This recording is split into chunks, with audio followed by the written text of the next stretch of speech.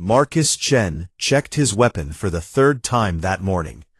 The plasma pistol felt heavy in his hand, but not as heavy as the responsibility on his shoulders.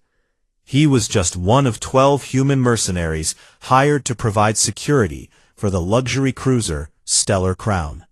The pay was good, better than anything he had seen in months of bounty hunting across the Outer Rim worlds. The ship was massive, built for comfort rather than speed. Rich aliens from across the galaxy came here to make deals and show off their wealth. Today was special, though. Princess Lirelei of the Andorian Empire was aboard for a diplomatic summit. Marcus had never seen an Andorian before, but he heard they were proud people who thought themselves better than most other species. "Chen, you take the East Corridor," Captain Rodriguez called out through the comm. "Princess is heading to the main dining hall in 10 minutes. The corridor was wide and lined with expensive art from different worlds. Crystal chandeliers hung from the ceiling, casting rainbow colors on the walls. Everything here cost more money than Marcus would see in a lifetime. He had been a soldier once, fighting in the border wars between human colonies and alien raiders. When the war ended, there was no place for men like him in peaceful society. So, he became a gun for hire, taking any job that paid well enough to keep him fed and moving. The princess appeared at the far end of the corridor, surrounded by 6 Andorian guards. Marcus was surprised by how small she looked. In all the news reports, she seemed larger than life. But here, walking toward him, she was just a young woman, with pale blue skin and silver hair that moved like water in the artificial gravity. Her guards were different, tall and muscular, with the same blue skin but darker. They wore armor that looked both ancient and high-tech at the same time. Their eyes constantly scanned for threats, just like Marcus had been trained to do.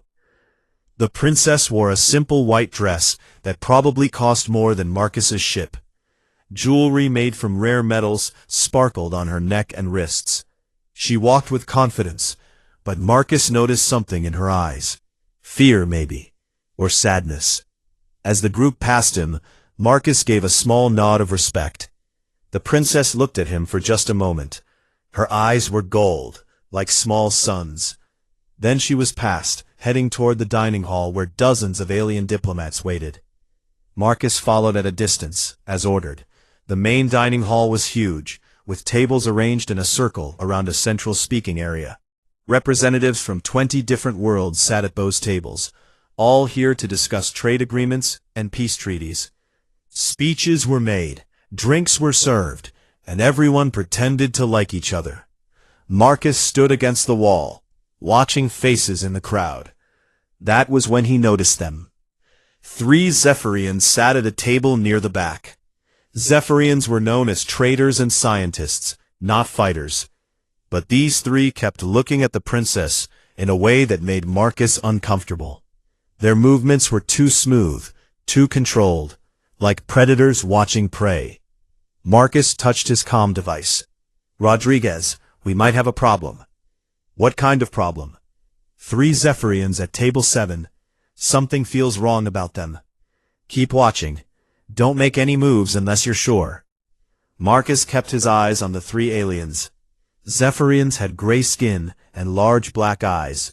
These 3 looked normal enough, but their hands stayed hidden under the table. That was the first rule of spotting trouble. Watch the hands. She walked to the center of the room, smiling at the crowd. Marcus noticed the Zephyrians shift in their seats. One of them reached under the table. Time slowed down for Marcus. He had felt this before in combat, when death was close and every second stretched like an hour. The Zephyrian's hand came up, holding something small and black, a plasma grenade, set to explode on contact. The alien's arm moved back to throw. The grenade would land right where the princess stood. The explosion would kill her instantly, and probably take out half the people in the front rows. Marcus did not think. There was no time to think. His legs were already moving, carrying him across the room faster than he had ever moved before. The Zephyrian's arm came forward. The grenade flew through the air, spinning slowly. Marcus crashed into the princess, wrapping his arms around her and spinning them both away from where the grenade would hit. The plasma burst caught him in the back, just as he pushed her to the ground behind a heavy table. Fire exploded through his body. Every nerve screamed in pain. His legs stopped working, and he fell hard on the marble floor. Around him, chaos erupted as security forces engaged the assassins. Weapons fired, people screamed, and alarms blared. But Marcus could barely hear any of it. The world was fading to black around the edges. He tried to move, but nothing happened. His spine was broken, he realized. The plasma had burned through muscle and bone. The princess crawled over to him, her white dress now stained with his blood. Her golden eyes were wide with shock and something else. Confusion, maybe. Why would a human throw his life away for someone he did not even know? "Why?" she whispered, holding his head in her hands. "Why did you do this?" Marcus tried to answer, but words would not come. He had asked himself the same question in the moment before he jumped. There was no good reason. She was not his friend or family. She was not even human. But when he saw that grenade flying toward her, his body had moved without permission from his mind. Maybe it was because she looked scared when he first saw her in the corridor. Maybe it was because she was young and had her whole life ahead of her. Or maybe it was just because it was the right thing to do. The princess kept talking to him, begging him to stay awake. But darkness was pulling him down like deep water. The last thing he saw before unconsciousness took him was her face, tears running down her blue cheeks, staring at him like he was the most important person in the universe. Marcus woke up to the sound of machines beeping. His mouth felt dry as sand, and his eyes took a long time to focus on the white ceiling above him. Everything smelled clean, like the medical stations he remembered from his military days. He tried to sit up, but his body would not obey. Panic filled his chest until he realized he could move his arms and turn his head. That was something, at least.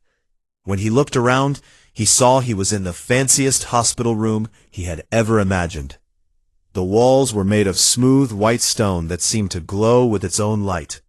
Large windows showed a view of a city that stretched to the horizon. The buildings were tall and curved, like they had grown from the ground instead of being built. 3 suns hung in a purple sky. "You are awake," said a voice he recognized. Marcus turned his head and saw Princess Lyralee sitting in a chair beside his bed. She wore a golden crown now, and her simple white dress had been replaced by royal robes of deep blue. Her posture was straighter, more formal. "Princess," Marcus said, his voice coming out as barely a whisper. "Queen," she corrected gently. "My father died 2 weeks after the attack on the Stellar Crown. The same group that tried to kill me succeeded in assassinating him on Andoria Prime." Marcus felt a cold weight in his stomach. "I am sorry for your loss." She nodded, but did not look sad. Andorians were different from humans that way. They did not show emotion the same way. "You have been unconscious for 3 months, Marcus Chen. We were not sure you would wake up at all." 3 months? Marcus tried to process this information. What happened to the assassins? Dead, all of them. But not before they transmitted information about Andorian defense systems to their handlers. "Your sacrifice bought us time to discover their network and eliminate it." The Queen stood up and walked to the window. "Tell me, why did you save my life?" Marcus had been asking himself the same question for 3 months, even while unconscious. It was the right thing to do. "The right thing," she repeated, as if testing how the words sounded. In Andorian culture, self-preservation is the highest virtue. We believe that a being who throws away their life for another is either insane or defective. Maybe I am both. She turned to look at him with those golden eyes. That is what I thought at first. But I have spent these 3 months studying human psychology and behavior. I have read your history, your military records, your psychological evaluations. You are neither insane nor defective, Marcus Chen. You are something we Andorians have no word for. A doctor entered the room, tall and blue-skinned like the Queen, but wearing white robes instead of royal ones. She ran some kind of scanner over Marcus's body and frowned at the results. How bad is it? Marcus asked. The doctor looked at the Queen, who nodded permission to speak. The plasma burst severed your spinal cord at the 3rd lumbar vertebra. In human medicine, this would mean permanent paralysis of your legs. However, our neural reconstruction technology has kept the damaged tissue alive. With time and the right treatments, you may walk again. May, Marcus noted. The chances are small, the doctor admitted, perhaps 20%. Your species does not respond to our healing methods as well as other aliens do. After the doctor left, Marcus and the Queen sat in silence for a long time. Finally, Marcus spoke. I want to go home. That is not possible, the Queen said. Why not? Because you are too valuable to lose. She moved her chair closer to his bed. Do you understand what your actions have done? For 1,000 years, other species have seen Andorians as cold, calculating, interested only in our own advancement. But you, a human we had never met, threw away your future to save mine. This has changed everything. I do not understand. Word of what you did has spread across the galaxy. Other species are beginning to see humans differently, as people who can be trusted, who will keep their word even when it costs them everything. Do you know how valuable that reputation is in galactic politics? Marcus was starting to get a bad feeling about this conversation. What are you saying? I am saying that you will stay here, on Andoria Prime, as my personal security advisor. You will be given anything you desire, wealth, comfort, respect, but you will not leave this world. You are making me a prisoner. I am making you the most important human in the galaxy, she corrected. Your sacrifice has opened doors that have been closed to your species for centuries. Trade agreements, military alliances, technological exchanges, all because one human proved that your people can be trusted. Marcus stared at her. And if I refuse? You will not refuse, the Queen said with quiet confidence. Because you are the same person who threw himself in front of a plasma grenade to save someone he did not know. You will stay because it is the right thing to do. Over the next few days, Marcus learned more about his situation. He had been given a suite of rooms in the royal palace that was larger than most human apartments.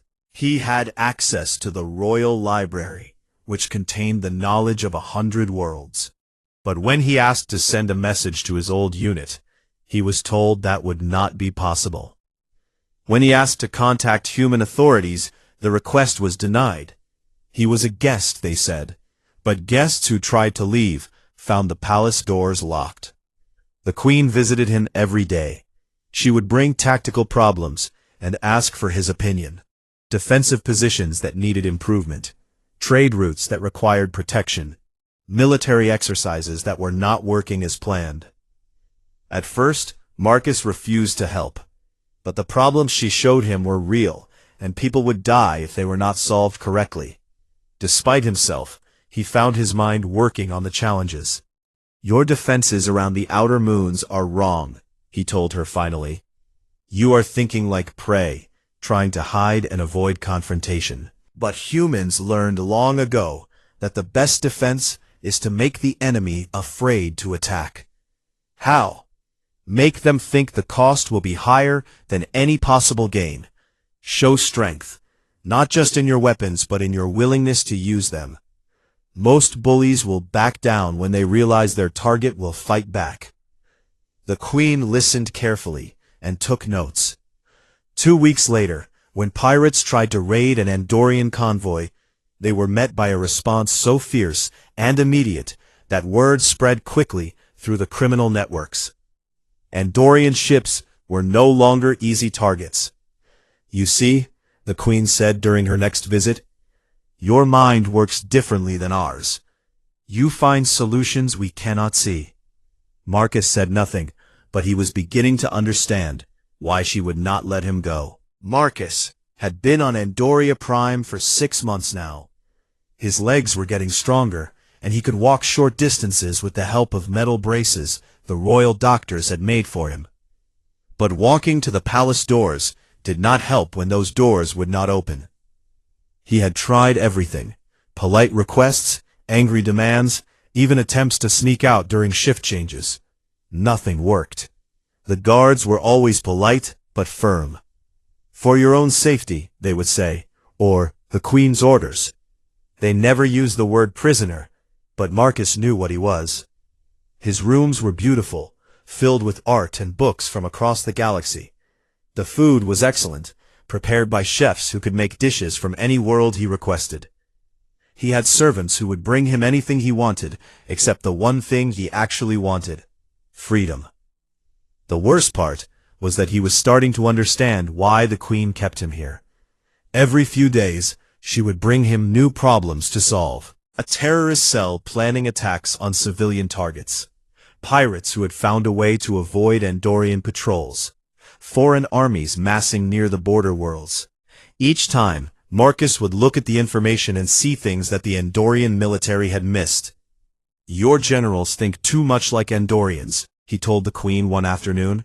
They were sitting in her private study, looking at reports of rebel activity on the mining world of Kepler-7.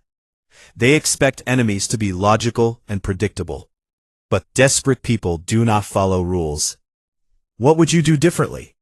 Marcus pointed to the map display floating between them. "Your forces are guarding the main cities and industrial sites.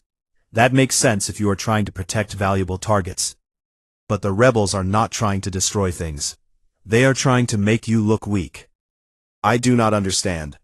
"They will hit soft targets: schools, hospitals, places where civilians feel safe. The goal is not to win a military victory, but to make people lose faith in your ability to protect them." Marcus traced possible attack routes with his finger. "If I were them, I would hit the water treatment plant here, the power station there, and the main food distribution center. Not enough damage to cripple the colony, but enough to make everyone scared." The Queen studied the map with new eyes. "You are right. We would never think to attack such places. Because Andorians fight for logical reasons: territory, resources, political advantage. But these rebels are fighting because they feel hopeless, and hopeless people will do anything to be heard."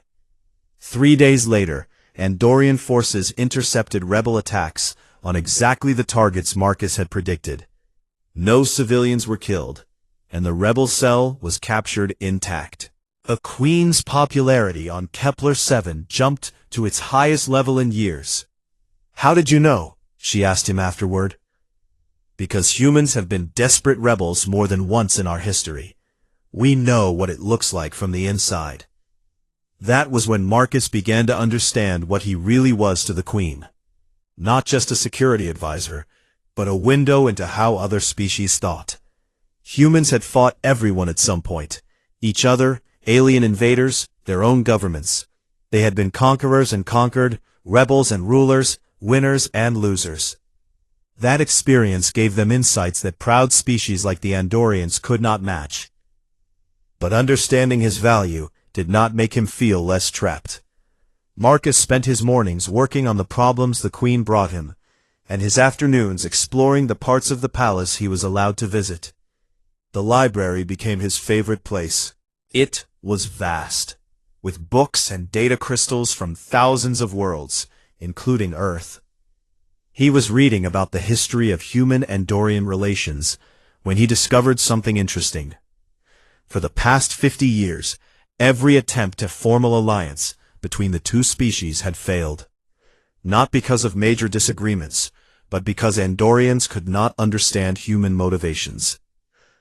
"Why do humans fight wars for ideals instead of resources, one diplomatic report asked.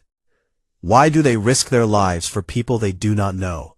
Why do they sometimes refuse profitable deals because they consider them unfair? These behaviors make no sense from a survival perspective. Marcus laughed despite himself. From an Andorian point of view, his sacrifice for the princess probably looked like proof that humans were dangerously unstable. During their daily meetings, she asked him questions that went far beyond military tactics. Why did your people fight against slavery when it was economically profitable? Why do human soldiers sometimes disobey orders to protect civilians? Why do humans give money to charity when they could keep it for themselves? Each time, Marcus tried to explain concepts that seemed obvious to him, but were alien to her. Justice, compassion, the idea that some things were more important than personal survival or advantage. It is not logical, the Queen said after one particularly long discussion about human ethics. No, Marcus agreed, but logic is not everything. Sometimes doing the right thing means acting against your own interests. Like you did when you saved my life. Like I did when I saved your life. The Queen was quiet for a long time. Finally, she said, "My military advisors think I am weak for keeping you here. They say I am too influenced by alien ideas, that I am losing sight of Andorian values.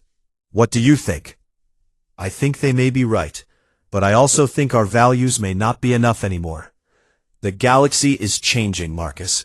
Species that were once our enemies are forming alliances. Trade networks that ignore old boundaries are making some worlds rich and leaving others behind. The old ways of doing things are not working. Marcus began to see the real picture then. The Queen was not just keeping him as an advisor. She was trying to learn how to be a different kind of leader, one who could inspire loyalty instead of just demanding it. "Is that why you really will not let me leave?" he asked. "Because you need me to teach you how to be more human?" The Queen met his eyes directly. "I need you to teach me how to be the kind of leader worth following instead of just obeying.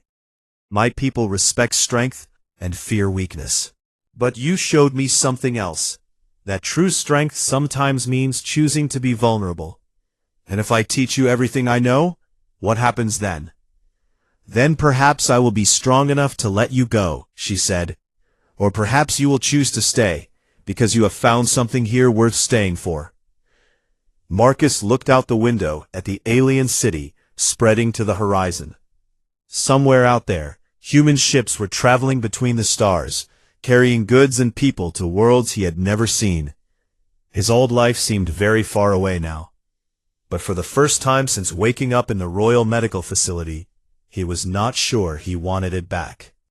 Marcus was working in the Royal Library when the Queen burst through the doors, her usually calm face tight with worry.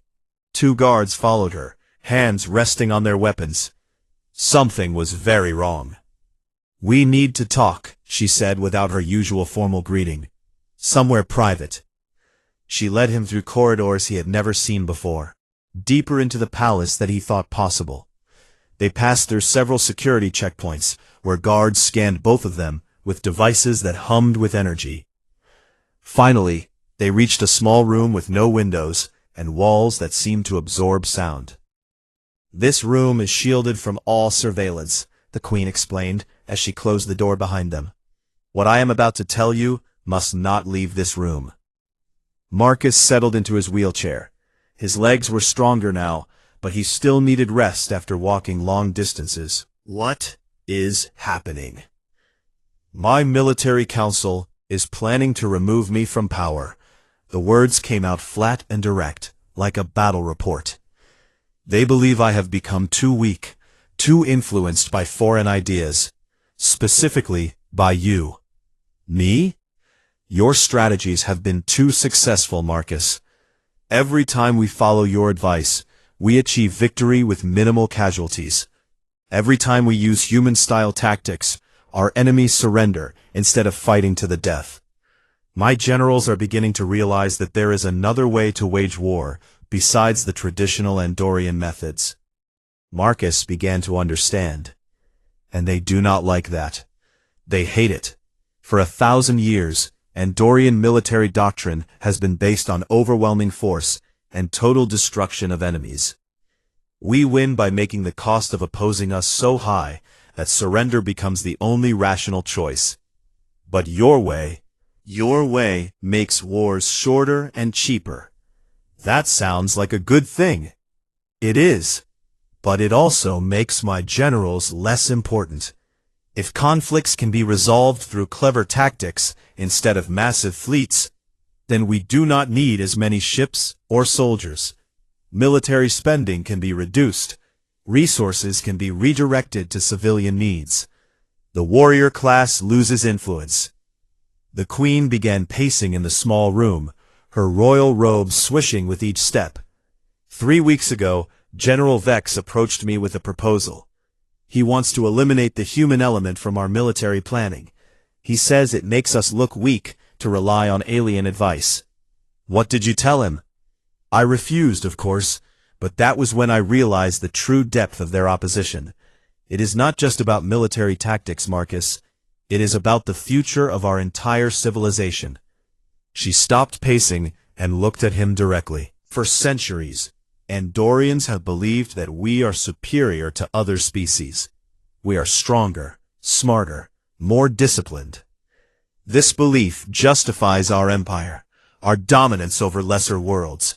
But you have shown us something that threatens that entire worldview. What have I shown you? That strength is not just about force, that intelligence is not just about logic, that discipline is not just about following orders without question. The queen's voice grew quiet.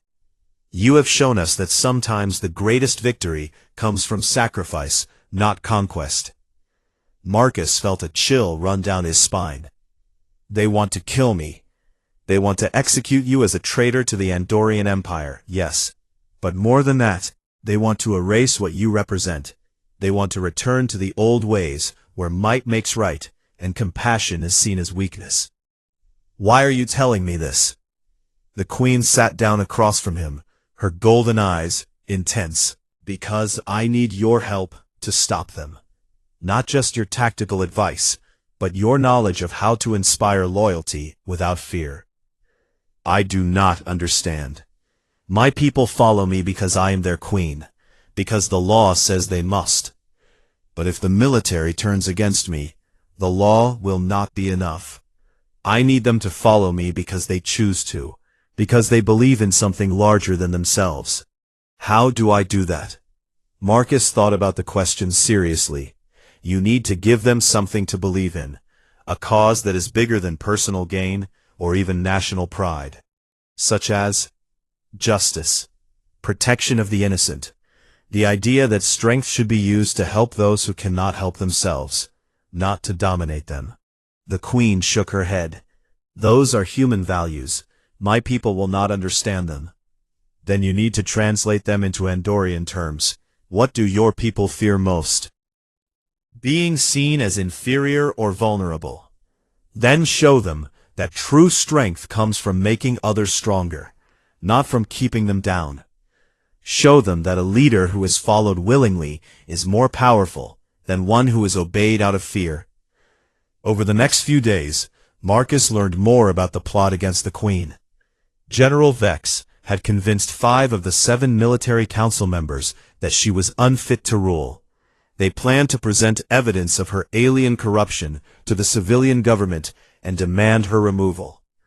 The evidence was mostly about Marcus, his influence on military strategy, his access to classified information, the resources spent on his medical care. They painted him as a foreign spy who had seduced the queen away from proper Andorian values. In a way, they are right, the queen admitted during one of their secret meetings. Before I met you, I thought leadership was about making people fear the consequences of disobedience. Now I wonder if it might be about making them hope for the rewards of loyalty. What will you do when they make their move? That depends on you, she said. I can protect you from immediate harm, but I cannot win this fight alone. I need an example of what true loyalty looks like. Something that will show my people the difference between following orders and choosing to serve. Marcus understood what she was asking. You want me to stand with you publicly, knowing it might get me killed. I want you to do what you think is right, just as you did on the Stellar Crown. But yes, if you choose to support me, it will be dangerous. Why would you risk my life for this? Because without you, I am just another Andorian ruler demanding obedience. With you beside me, I become something new, a leader who can inspire beings to be better than they thought possible. Marcus was quiet for a long time. Outside the shielded room he could hear the distant sounds of the palace, servants going about their duties, guards making their rounds, the ordinary life of a civilization that might soon tear itself apart. When will they make their move, he asked finally. Soon. General Vex has called for a formal military council meeting in 3 days. He will present his evidence and call for a vote of no confidence. If he wins, I will be removed from power, and you will be executed as a foreign agent. And if he loses, then we will have proven that there is another way to lead, one based on trust instead of fear. The implications will spread far beyond Andoria Prime. Marcus looked at the Queen, this young woman who had inherited an empire built on conquest and was trying to transform it into something better. She could have stayed safe by following tradition, by ruling as her ancestors had for 1,000 years. Instead, she was risking everything for the chance to create something new. 3 days, he said. 3 days, she agreed. As they prepared to leave the shielded room, Marcus asked one last question. Why did you really save my life? You could have let me die and found other advisors. The Queen paused at the door. Because when I saw you throw yourself in front of that plasma grenade, I realized something that changed everything I thought I knew about power. What? That the strongest person in the room was the one willing to die for someone else. The coup began at dawn on the 3rd day. Marcus woke to the sound of weapons fire echoing through the palace corridors. Emergency alarms blared, and he could hear boots running on stone floors. He pulled himself out of bed and into his wheelchair, moving to the window to see what was happening outside. Military vehicles surrounded the palace. Soldiers in combat armor were taking positions at every entrance. In the distance, smoke rose from what looked like the communications center and the main spaceport. His door opened without warning. Captain Torres, the head of the Queen's personal guard, stepped inside with 3 loyal soldiers behind him. We need to move now, Torres said. General Vex has control of the main military base. He is demanding the Queen surrender herself for trial. Where is she? In the throne room, preparing to address the remaining loyal forces. She asked me to give you a choice. Torres held out a small device that looked like a communicator. This is a personal transport beacon. Press the button and it will call a ship to take you away from Andoria Prime. The Queen has arranged for safe passage to any human world you choose. Marcus stared at the device. After 8 months of captivity, freedom was finally within reach.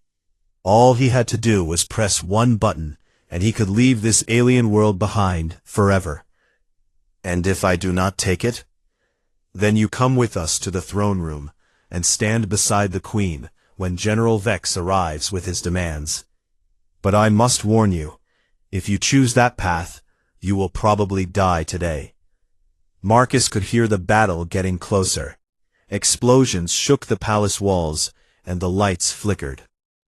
Somewhere nearby, people were fighting and dying over questions of loyalty and leadership that had started with his decision to save a princess 8 months ago. He looked at the transport beacon again. It would be so easy to escape. No one would blame him for choosing to live instead of dying for an alien cause.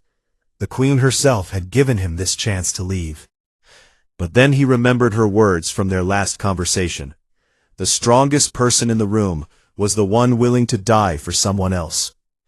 Marcus closed his hand around the beacon without activating it. Take me to the Queen. The throne room was in chaos when they arrived. Dozens of Andorian nobles and officials were arguing loudly, while loyal guards tried to maintain some kind of order.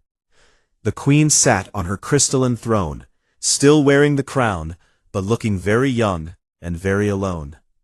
When she saw Marcus enter the room, something changed in her posture. She sat up straighter, and her voice grew stronger as she called for silence. "My people," she began, her words carrying clearly through the vast chamber. "We face a choice today that will define not just our empire, but our souls." The great doors at the far end of the room burst open. General Vex strode in with a full company of soldiers, their weapons drawn but not yet aimed at anyone.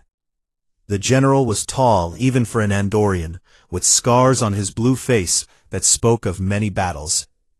"Queen Lirelei," he said, his voice echoing off the stone walls, "by the authority of the Andorian Military Council, I hereby charge you with treason against the Empire. You have allowed foreign influences to corrupt our sacred traditions and weaken our defenses." "What foreign influences?" the queen asked calmly. General Vex pointed directly at Marcus. "That human. He has poisoned your mind with alien concepts of weakness and compromise. Under his influence, you have made our military soft and our enemies bold. Is that what you think our recent victories represent? Softness? I think they represent the corruption of everything we stand for as Andorians. We are warriors, not diplomats. Conquerors, not peacekeepers. This human has made you forget who you are." The queen stood up from her throne. "No, General. He has helped me remember who I want to be." She walked down the steps toward the assembled crowd, and Marcus was surprised to see her stop beside his wheelchair. In front of all these people, she placed her hand on his shoulder like he was her equal. "8 months ago," she said, her voice carrying to every corner of the room, "this human threw himself in front of a weapon meant to kill me. He had never spoken to me, had no reason to care whether I lived or died. By your logic, General Vex, his actions made no sense." "They did not," Vex agreed. "Which proves that humans cannot be trusted to act rationally. Or perhaps it proves that there are things more important than rational self-interest," the queen replied. "Perhaps it proves that true strength comes not from taking what you want, but from protecting what matters." Marcus watched the faces in the crowd. Some of the nobles were nodding, but others looked confused or angry. The soldiers behind General Vex kept their weapons ready, waiting for orders.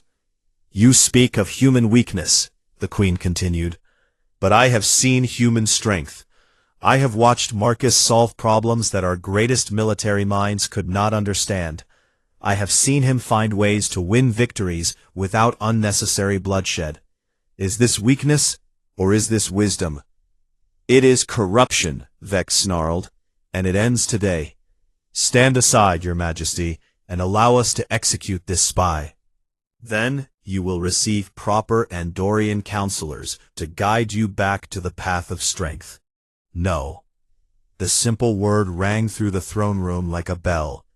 The queen moved to stand directly in front of Marcus's wheelchair, her small frame blocking the general's path to him. "I will not stand aside. If you want to harm him, you will have to go through me." General Vex drew his sidearm. "Then you are no longer fit to rule." That was when Marcus made his choice. He activated the manual controls on his wheelchair and rolled forward, placing himself between the queen and the general's weapon. His legs still did not work properly, but his voice was strong and clear. "General," he said, "you are right about one thing. I have changed your queen, but not in the way you think." "How then?" "I have shown her that a leader who inspires loyalty is stronger than one who demands obedience. I have shown her that protecting others makes you more powerful, not less. And most importantly, I have shown her that sometimes the greatest victory is choosing not to fight at all." Marcus looked around the room, meeting the eyes of nobles and soldiers alike. "You want to know why I saved her life? Because in that moment, I saw something worth saving. Not just a person, but an idea. The idea that someone with power might choose to use it to help others instead of just helping themselves. Pretty words, General Vex said, but his weapon wavered slightly. They do not change the fact that you are a foreign spy sent to weaken our empire. Then let me prove you wrong, Marcus said. He reached into his jacket and pulled out the transport beacon Captain Torres had given him. The small device gleamed in the throne room's lights, and everyone could see what it was. This is my way out, Marcus explained. One button press, and I am gone from your world forever. If I am really a spy, if I am really here to harm your empire, then I should use it. I should escape and return to my handlers with all the secrets I have learned. He held the beacon up so everyone could see it clearly. Then he threw it on the floor and crushed it under his wheelchair. I am not going anywhere, he said, not because I am being held prisoner, but because I choose to stay. Because I believe in what your queen is trying to build here. The throne room was completely silent. Even the sounds of battle from outside seemed to have faded away. General Vex stared at the broken beacon, and Marcus could see doubt creeping into his eyes. Why would you give up your freedom? Because I have learned something in the past 8 months, Marcus replied. Sometimes prison and purpose are the same thing. Sometimes the cage you choose to enter is actually the door to everything you were meant to be. The Queen stepped forward to stand beside Marcus again. My people, you have heard his words. You have seen his choice. This human could have escaped, but he chose to stay and help us become something better than we were. The question now is what we choose to do with his example. For a long moment, nobody moved. Then one of the soldiers behind General Vex lowered his weapon. I did not sign up to kill people who protect others, the soldier said. Another soldier followed suit, then another. Within minutes, half of Vex's force had laid down their arms. The general looked around at his troops, his face twisted with rage and confusion. You are all traitors, he shouted. No, said Captain Torres, stepping forward with the Queen's loyal guards. We are Andorians, learning to be something more. The coup collapsed after that. General Vex and his remaining supporters were arrested, and the rebel forces outside the palace surrendered when they learned their leader had failed. By evening, order was restored to the capital. Marcus found the Queen on one of the palace balconies, looking out at the city lights. She had removed her crown, and in the moonlight she looked like the young woman he had first seen in that corridor on the Stellar Crown. You could have left, she said without turning around. Why did you really stay? Marcus wheeled his chair up beside her. Because somewhere along the way, I realized this had become my home. Not the palace, not Andoria Prime, but this, what we are building together. A place where strength is measured by what you protect, instead of what you destroy. And now? Now we have work to do, Marcus said. You have an empire to reform, and I have strategies to plan. Together, we can show the galaxy what happens when the strongest choose to serve instead of rule. The Queen smiled, and for the first time since he had known her, it was a completely human expression of joy. Together, she agreed.